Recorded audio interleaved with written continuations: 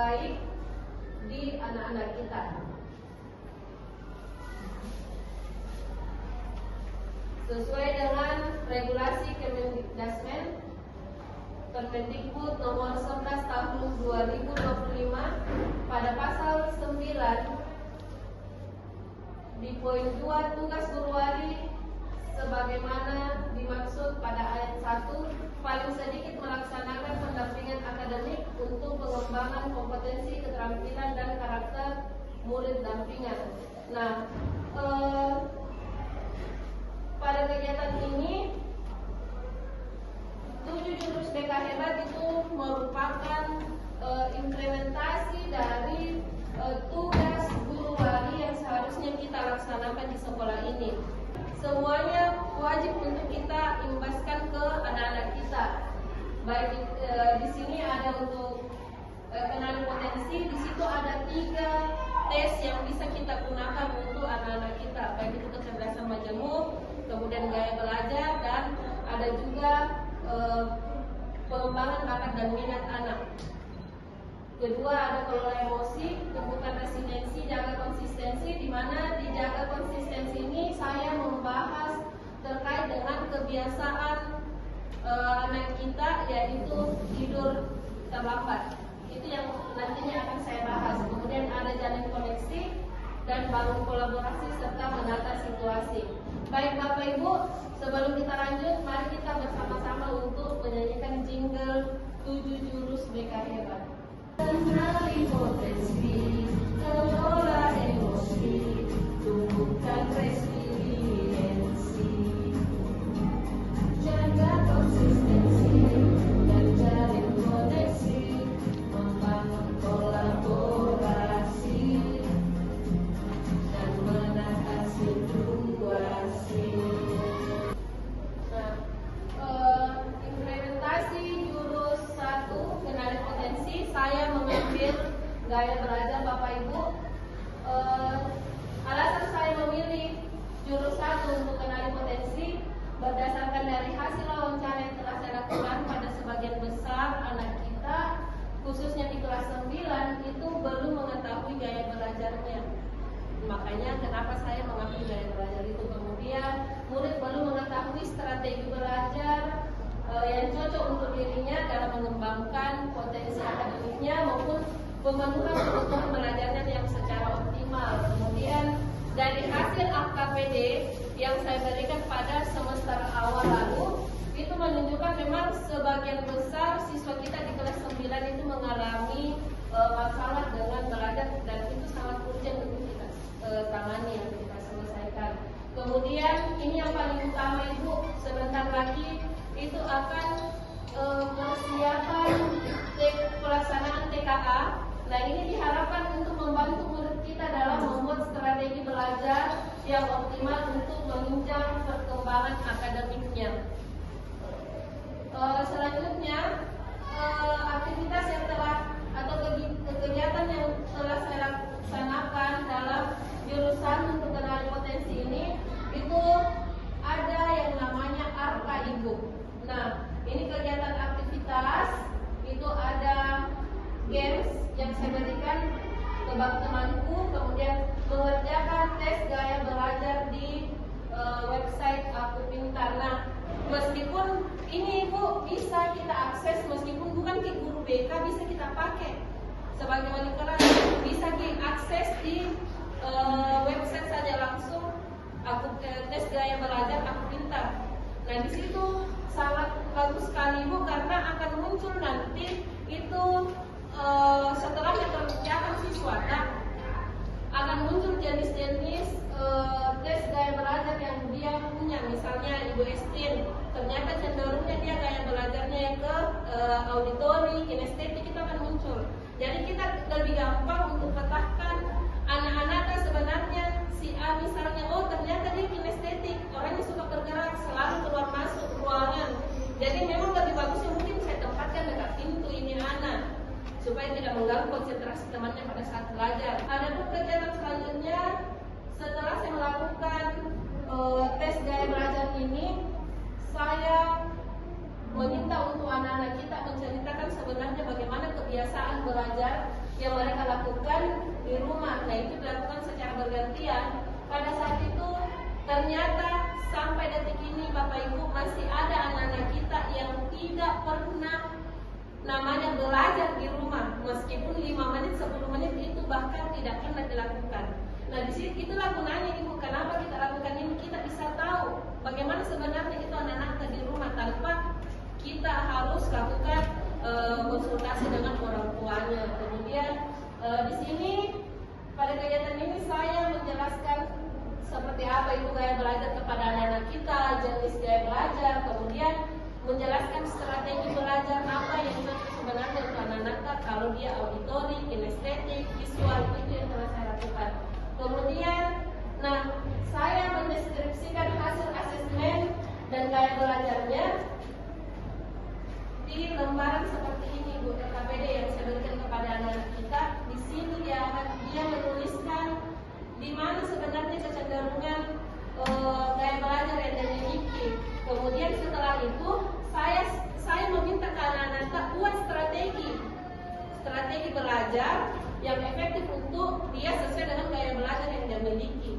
Nah, itu Ibu bisa kita lanjutkan nantinya itu untuk di kelas-kelas kalau misalnya untuk anak wanita atau anak dampingan sebagai guru wali, itu bisa kita lakukan.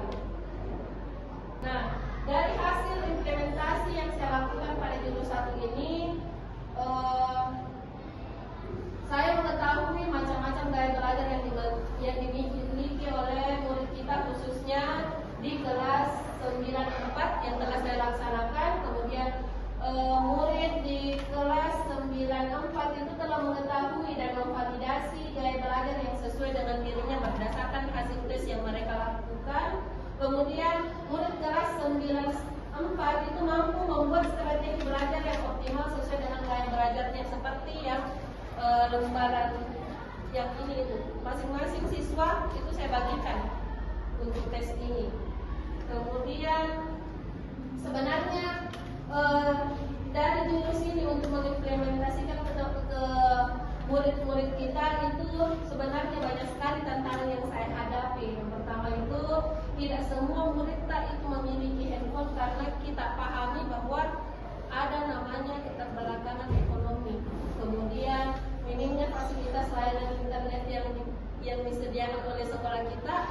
Kemudian keterbatasan waktu dalam melaksanakan layanan di kelas karena tidak ada waktu khusus. Saya hanya mengambil dari jam pelajaran yang saya punya, yang saya ampuh, itu 40 menit tidak cukup Ibu untuk anak-anak semua.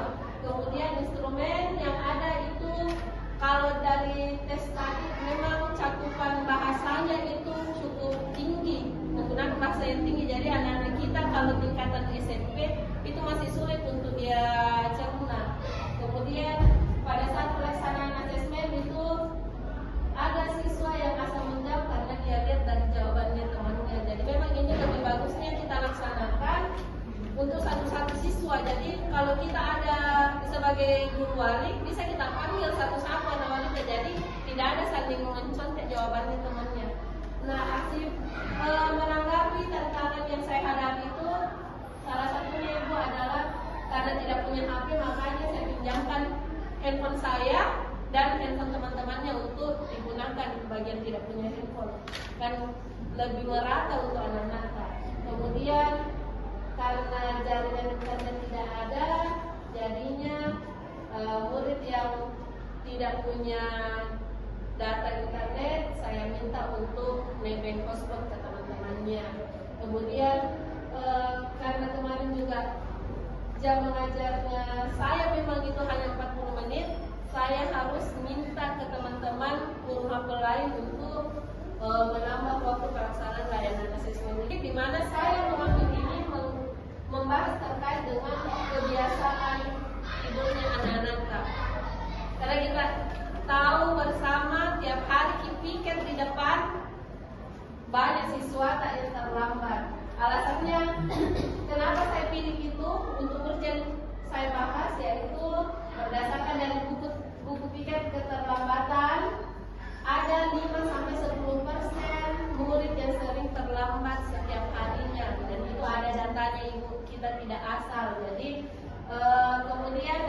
wawancara murid yang terlambat ke sekolah ternyata dikarenakan dengan pola tidur yang tidak efektif sehingga sering terlambat bangun tidur. Kemudian kebiasaan buruk yang berkepanjangan karena kurangnya kedisiplinan yang dimiliki oleh anak murid tak. Nah, adapun deskripsi kegiatan yang saya lakukan kemarin itu saya berikan anak-anak kita games, kemudian buka kepala tangan. Ya, itu bisa kita gunakan untuk membuka juga tuh cakrawalanya mereka berpikir kenapa tidak dia buka tangannya, apa alasannya. Sebenarnya itu berkaitan dengan jaga konsistensi ibu. Nah, kemudian di kegiatan refleksi itu saya memberikan LKM riwayat kebiasaan tidur 7 hari yang lalu. Jadi anak-anak tak saya suruh catat kebiasaan tidurnya, dia tidur jam berapa, mulai tadi malam sampai 7 hari ke belakang, bangunnya juga jam berapa. Kemudian saya minta, saya mintanya itu ini penyebabnya kenapa dia terlambat tidur, kemudian apa dampak yang dia peroleh dari telat tidurnya. Ternyata dari asesmen yang saya berikan ini, dari LKM ini maksud saya, itu bisa saya dapatkan bahwa 90% anak kita terlambat karena gadget, pengaruh gadget ini. Kemudian setelah itu saya melakukan diskusi. Saya meminta anak kita untuk melakukan diskusi dengan rekan sejawatnya tentang kebiasaan tidur yang dia miliki. Sehingga inilah hasil LKM yang dibuat oleh anak-anak kita. Itu saya bentuk dalam konseling kelompok kegiatan ini. Saya kumpulkan semua anak-anak kita yang sering terlambat untuk dilakukan konseling ini. Nah, kalau misalnya Bapak Ibu yang punya anak dampingan atau anak wanita yang sering terlambat, boleh kita cobakan ini. Hasil implementasi dari jurusan 4, guru mengetahui kebiasaan tidur yang dilakukan oleh murid khususnya di kelas 9 karena saya menjadi guru dampingan dari anak kita di kelas 9 sebagai guru ditanya. Kemudian tantangannya Ibu, Bapak yang saya dapatkan setelah mengimplementasikan ini, guru memiliki waktu yang terbatas untuk membahas topik kebiasaan tidur dengan murid. Jadi karena memang waktu melakukan konseling kelompok itu saya hanya berbatas waktu 40 menit, dan itu saya rasa tidak cukup. Tantangan yang saya lakukan ini adalah mengintegrasikan topik kebiasaan tidur ke dalam kurikulum pembelajaran. Jadi sebisa mungkin setiap saya masuk memberikan layanan klasikal ke anak-anak ini, saya berikan pengantar dulu terkait dengan kebiasaan tidurnya, mau 5 menit sampai 7 menit. Kemudian membuat program edukasi tentang pentingnya kebiasaan tidur yang baik. Selain dengan pemberian poster-poster edukasi terkait dengan bahaya narkoba yang ada di sekolah kita, saya pun merencanakan akan membagi beberapa titik yang ada di sekolah kita untuk terkait dengan kebiasaan tentang pentingnya kebiasaan tidur yang mungkin. Sekian pemaparan dari saya terkait dengan implementasi 2 jurus dari 7 jurus BK Hebat yang telah saya laksanakan.